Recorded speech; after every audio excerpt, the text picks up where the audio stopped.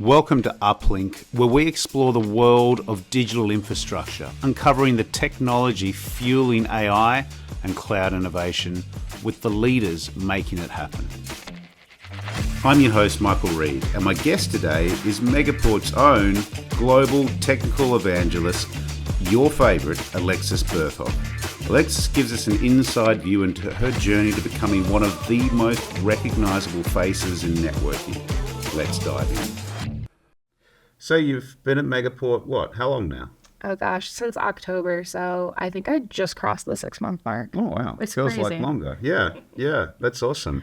You made a massive impact. I'm curious, you had a lot of change, your role's very different, but it's still similar.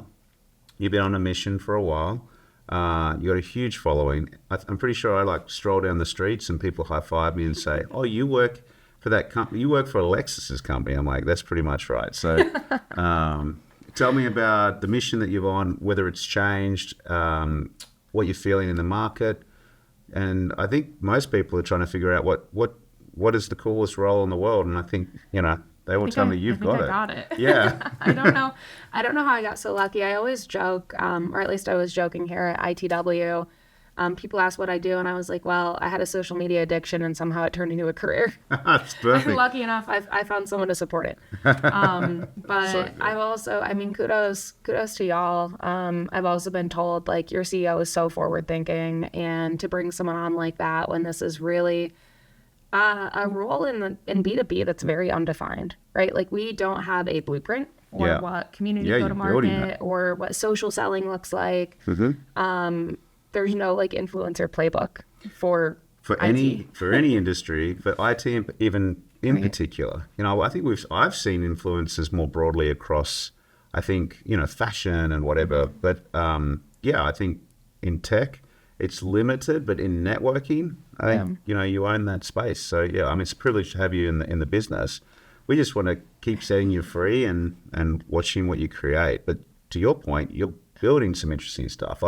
I love all the crazy ideas you're coming up with. So, well, it's been fun. You asked, coming from Cisco to Megaport, what was the difference? Number one, very large company and very small company, but also, I put my stake in the ground on making network engineering cool again. Yes. Right? I was a Cisco SE for 5 years, route switch, wireless, data center security. I was touching all of these products, and I almost made a case against studying cloud or studying cybersecurity, because networking is really fundamental.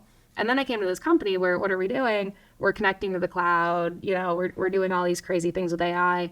And it's not that I've had to completely pivot, because networking is still fundamental. Yeah. And Megaport, at our core, we're a network as a service company, yes. Right? But it's almost broadened my worldview to, okay, well, how does networking interact with all of these other technologies, which almost strengthens the mission. Adds the story, yeah. Well, we always think that, I think you presented this at some point, but, networking is like oxygen and nothing works without it. And, try and be on a plane without a network connection and you'll know really quickly how frustrating that is. What's a data center without the network? Yeah. Just an island. Exactly. An island with a lot of stuff going on, but no one can do anything with it. Yeah. Right.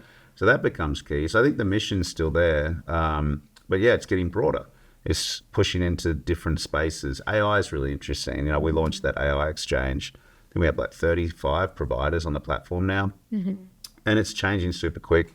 But what's not changing is the access that people need. So what's interesting is as the world's changing, the mission that Megaport's been on is actually becoming more important. And so, 100%. The instantaneous automation of what we've built to be able to connect to all these things immediately. Some companies solve a problem at the time and then it changes because the use case either changes or what customers need, etc., moves away from that as it evolves. And what's happening is we're becoming more relevant, more important. Mm-hmm.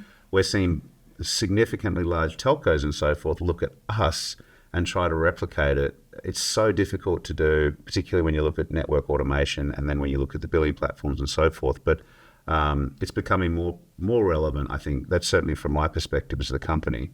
What are you doing around, you got some cool ideas around the community. which is different. Again, like I think your point is no one's ever done this before. So I mean, you get to ideate, come back to the business. That's what I love about some of the stuff you brought to us. And you're like, what do you think about this? And you've probably figured out my answer is always going to be yes and more. I think a big thing, especially when we're looking at the online landscape today, right? Social media is meant to bring people together. And what we're seeing is people gravitate towards these online communities where they can have shared interests across many different facets, whether that's hobbies, whether that's career. And you don't necessarily have to be in the same location to do that anymore. And so, of course, in-person networking, happy hours, socials, all of those are very important. But when you're able to bring people together around a shared interest globally, it becomes a lot more powerful. And so we're looking at starting one around cloud networking, AI, all of the skills that network engineers are going to need to move into the future. Obviously, the network team, we just talked about it. Everything comes back to the network, and they get stuff thrown at them left, right, and center all day long. It's not an easy gig. No, and they need to know how to support it. And so where I see us, Megaport's really a connector of all different technologies, like we said, whether it's cloud, whether it's AI, whether it's cybersecurity, whether it's traditional campus networking. And so we're really in a spot where we've got so many wonderful partners, from our data center operators to our ecosystem partners, to bring everyone together and accumulate that shared knowledge for our customers. Yeah. And what I loved is, and we're here at ITW, I mean, we spend all this time and energy to fly around the world to meet and connect with people. The beautiful thing about social is you can do it from anywhere, and it engages anyone in any country, any region, any socio-economic situation. You don't have to pay for a flight to ITW as an example. But as you build that community, I think the next piece for us was then how do we run those events globally? Like, do we have to bring everyone together? I know you're also thinking about something cool there. Yeah, so to kick off the community, my biggest thing is that, especially if you're starting a community as a vendor, as a business, you should be looking at what additional value can you provide to your customers. You can't just get your customers together and expect them to provide the value. Of course, maybe you're providing the platform or your initiative to get them together. But what we really wanted to do was center this community around knowledge sharing and resource development. And so we're kicking this off with a virtual summit. So we're bringing in, like I said, our partners, our ecosystem players from all over the world to help share knowledge across what we do as a business. We have 3 different tracks that we're planning on, whether that's fundamentals, maybe you are an advanced engineer, or maybe you're an executive. So that there's something for everyone, and then using that to help give people a path into the community so that we can have some sort of structure or backbone around things we're talking about, things we're learning about, and it's not just a free-for-all.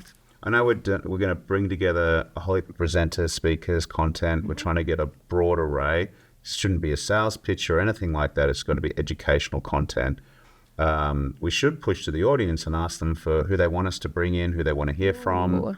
Or have you got it all locked down? We've got some ideas, but if anyone has other ideas, I'd love to hear from you. Oh, that's cool. Yeah. I mean, who do you want to hear from? Who do you want to learn from? Who should we get on the sessions that be presenting maybe like 20-minute blocks, like TED Talks, and then we'll be streaming this live globally and running a big event. And then that kicks off also into what, an ongoing community?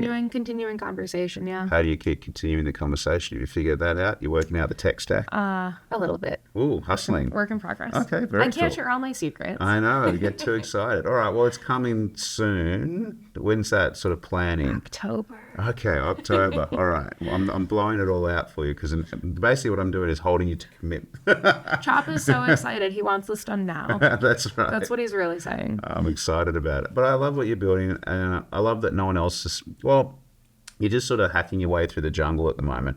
There's sort of 2 types of people. One are the ones you'd sort of drop behind enemy lines in a jungle with a compass and a shoelace and a machete, and you got to make a path, and then that's you.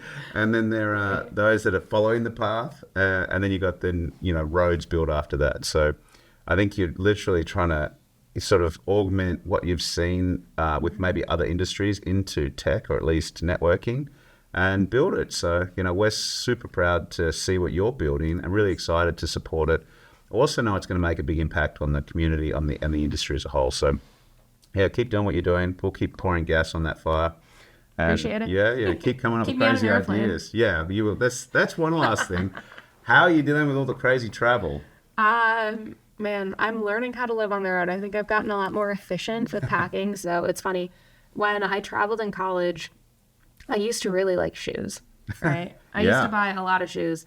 And every time I travel, I'd bring 5, 6 pairs of shoes because I was like, which ones do I want to wear? I don't know. I don't know. How are you feeling? I've parted down to 2 pairs.